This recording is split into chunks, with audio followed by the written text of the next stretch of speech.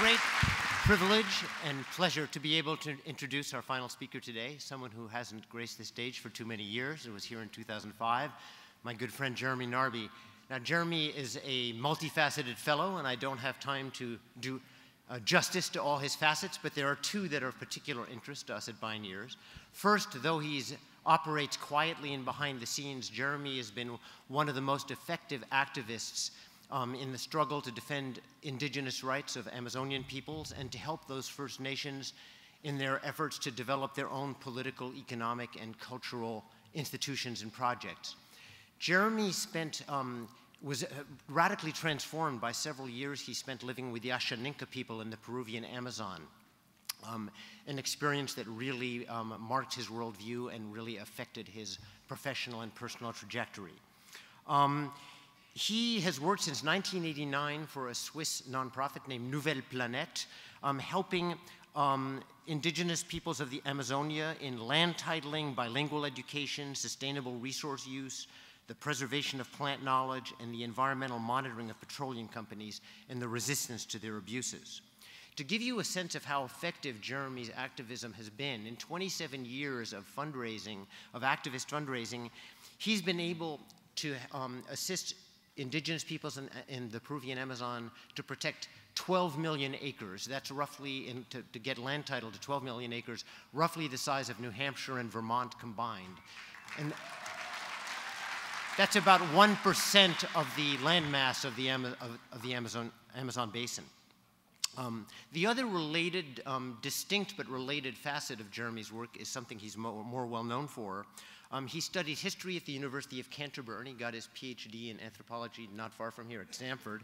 And Jeremy is a deeply original but rigorous thinker who has taken on the challenging task of trying to reconcile traditional indigenous ecological, psychospiritual, and cosmological worldviews, which the Western world, to its obvious own peril, has been far too quick to dismiss, with the undeniable power of modern science. He has penned several provocative classic texts, The Cosmic Serpent, Intelligence in Nature, and others. And he has also led a few really interesting, fascinating expeditions to the rainforest, bringing biologists and medical researchers to examine indigenous knowledge systems. So this quest to forge a new worldview that reintegrates the indigenous understanding that humans are not above and beyond nature, but totally embedded in the web of life, with the best aspects of modern scientific thought, may be the most important ideological challenge of our era, one that the fate of our planet might depend upon. And I can't think of anyone better equipped to take on that formidable task than someone who combines the psychic courage to plunge into mysterious dimensions of consciousness with the unflappable sanity, centeredness, and intellectual discipline of a no-nonsense Canadian and Swiss anthropologist. So please join me in welcoming, all the way from Porrentruy, Switzerland, my dear friend, Jeremy Narby.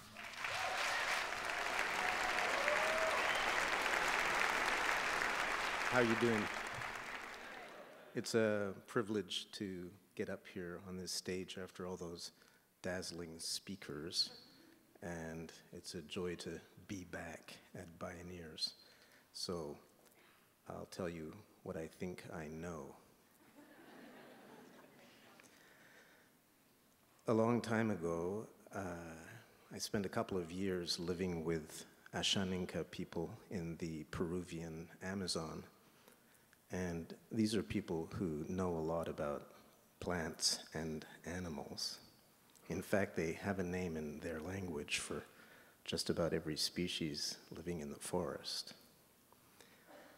But they spoke of plants and animals in a way that I found unusual, as intelligent beings with personalities and intentions, and who had kinship with humans.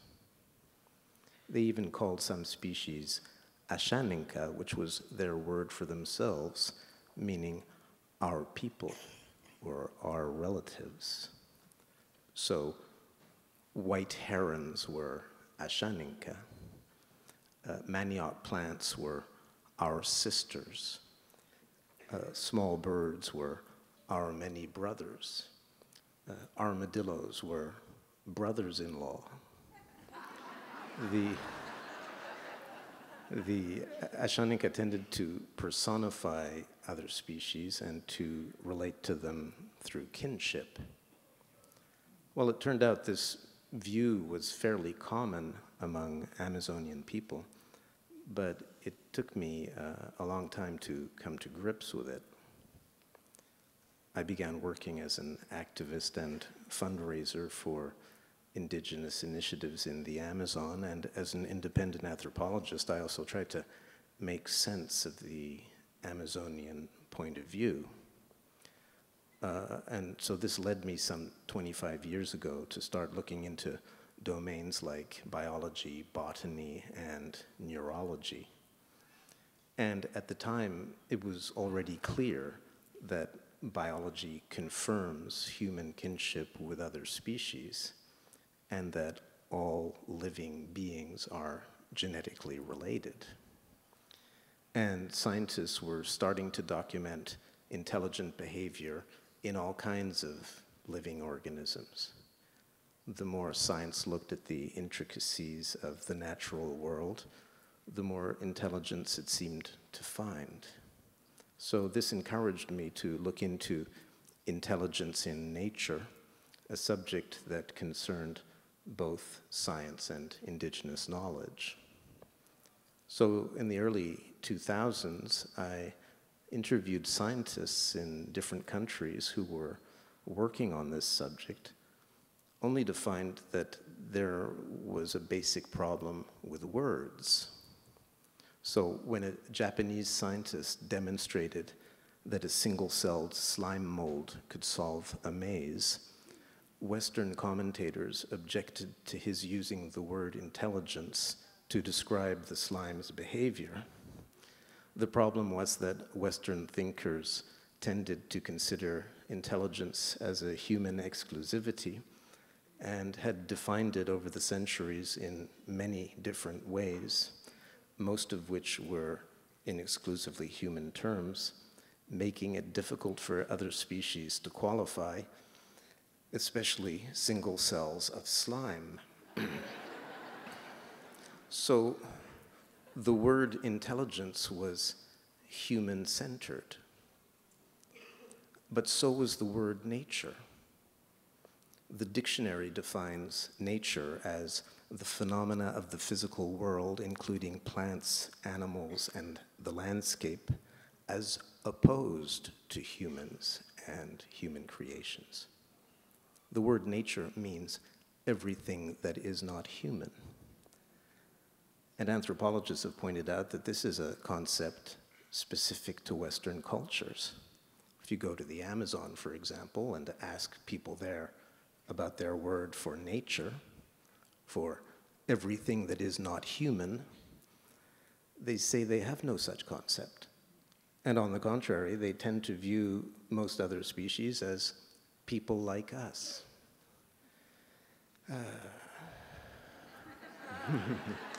Yeah.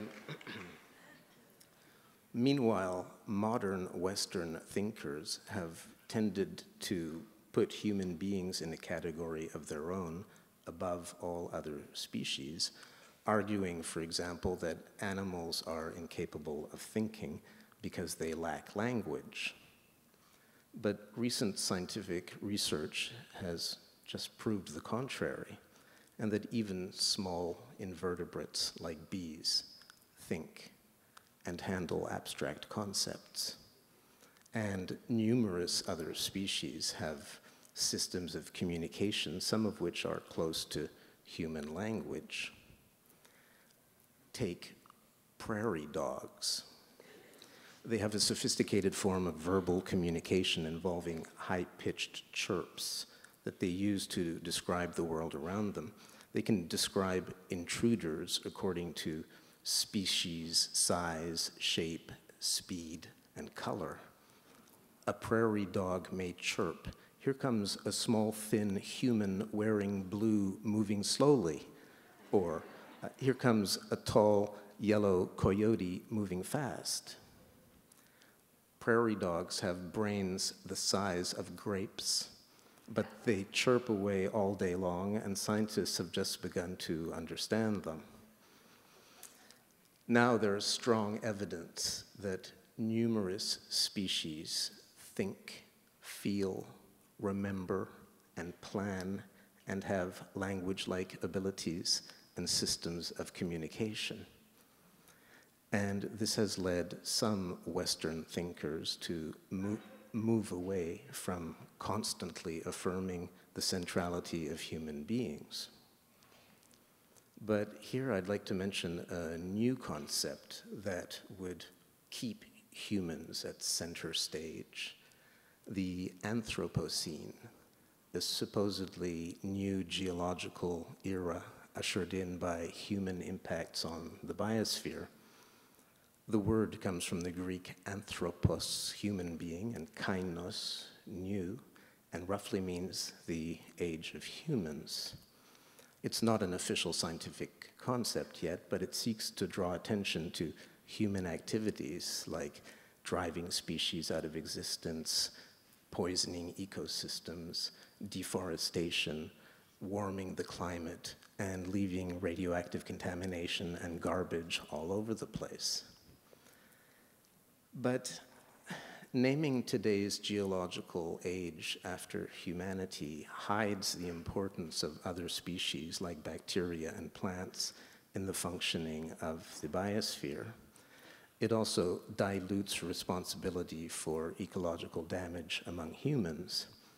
Indigenous people who oppose oil extraction in the rainforest are surely less responsible for degrading the biosphere than most people living in industrialized societies. Thank you. The problem is not humanity in general, but certain humans in particular. Thanks.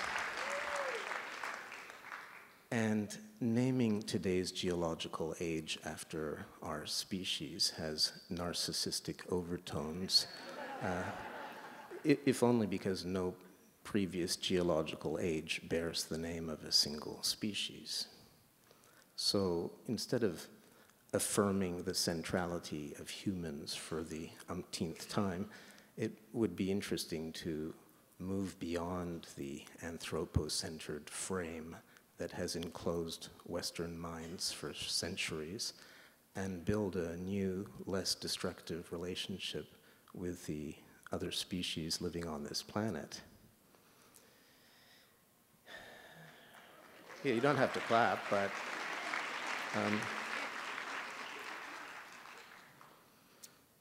the human-centered concepts of Western cultures have disparaged the other species of this world for so long that most existing legal systems consider plants and animals like objects, the only subjects being humans, of course. But this is starting to change. In divorce cases, some judges are starting to consider the family dog as a member of the family rather than as a possession. If the dog is a possession, the answer to the question, who gets the dog, is the person who paid for it. But if the dog is like a person or a child, the question becomes, what is in the best interests of this person?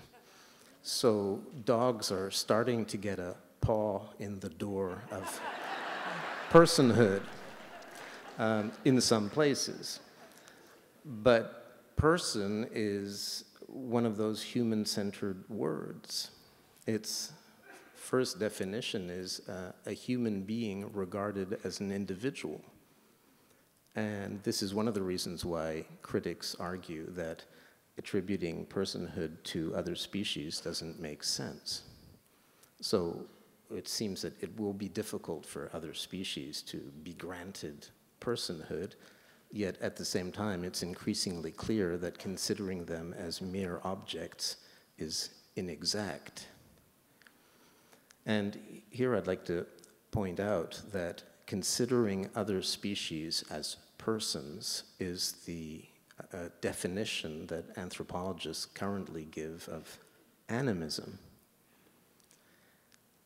And when Amazonian people and other animists say that they consider a plant or an animal as a person, I take them to mean that there's someone home, a self rather than a thing, a sentient being with its own point of view. And even plants qualify. Now, scientists have demonstrated that plants perceive the world in their own way.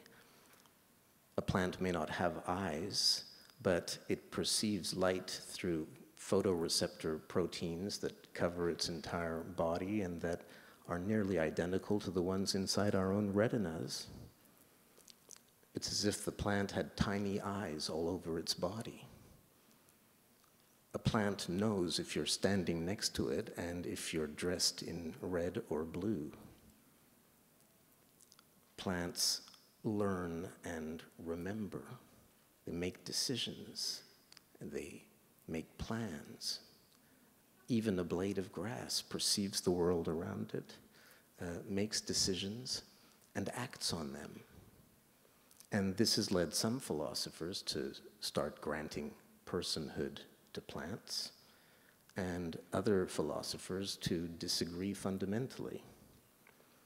And here I think indigenous people can help philosophers think things through, regardless of whether sisters manioc and brother-in-law armadillo are bona fide persons or not. At the end of the day, you still have to eat something, or rather somebody. And the animist take on this question seems to be that eating other species means knowing them, identifying with them, and trying to see the world from their perspective.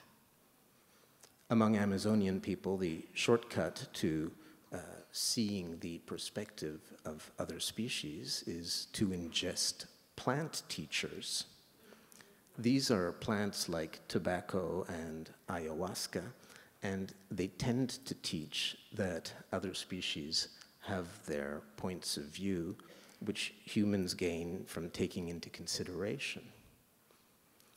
In this view, plant-induced trances give other species the opportunity to voice their complaints and demands, which humans can then take into consideration or else risk retribution. But working with plant teachers is tricky business, as we'll be discussing this afternoon. In animist societies, considering other species like persons often means treating them like relatives or allies. In the Ashaninka case, beneficent plants like manioc, corn, or peach palm are called brothers or sisters because they are so good and generous, whereas species that are hunted are treated with more distance, like brothers-in-law. And plants like ayahuasca and tobacco are considered like powerful and therefore potentially dangerous allies. But in all cases, using plants and animals involves recognizing the relationship one has with them. It turns out that Ashaninka people integrate into their kinship system not only plants and animals, but also visiting anthropologists. So I can give you an example of this kind of creative kinship based on personal experience.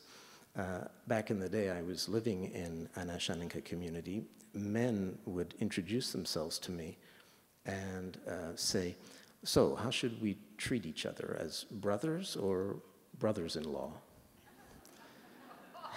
And I'd say, "Well, I don't know." They'd say, "Well, brothers if we want to be close and share things, and brothers-in-law if we want to be more distant, like trading partners." So I ended up with a couple of brothers and a whole slew of brothers-in-law. But the point is that this kind of kinship can be practiced creatively on an individual basis and in real time. Last but not least, the Ashaninka considered some species as harmful, in which case they referred to them as having once been human, Atsiri, but not as Ashaninka, our relatives. So poisonous snakes were not even brothers-in-law, which is not to say the contrary, of course. Thank you. Well, people who want to move away from the anthropocentered scene that Western cultures have upheld for centuries can start by moving away from treating plants and animals like objects, and humans too, for that matter.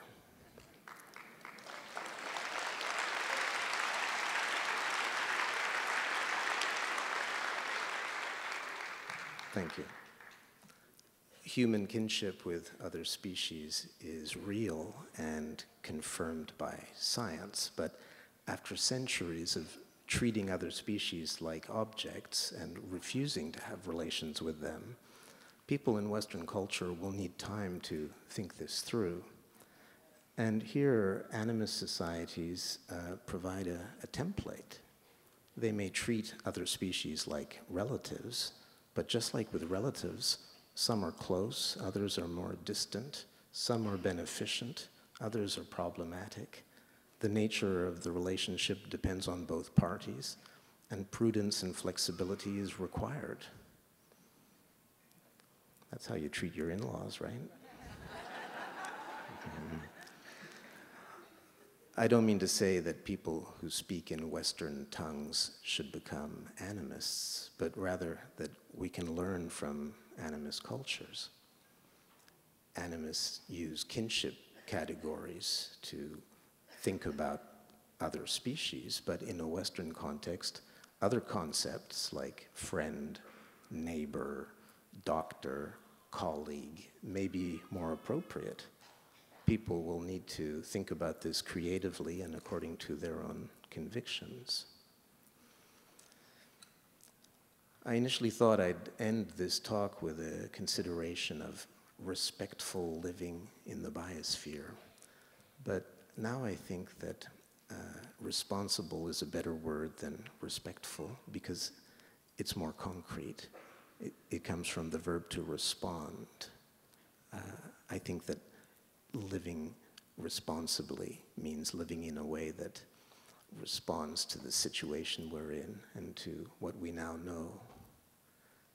I think that responsible living in the biosphere means learning to see other species as beings like us, in that they have intentions, make decisions, and they know what they're doing. They have points of view. I think that responsible living in the biosphere means learning to take the interests of other species into consideration and allowing them room to live. And I think it means learning to relate to them and to think through the kinship we have with them. So now, to get started, I call birds amigos. I consider some mushrooms as my friends. And I think of the blades of grass as sisters as I mow the lawn. Thank you very much.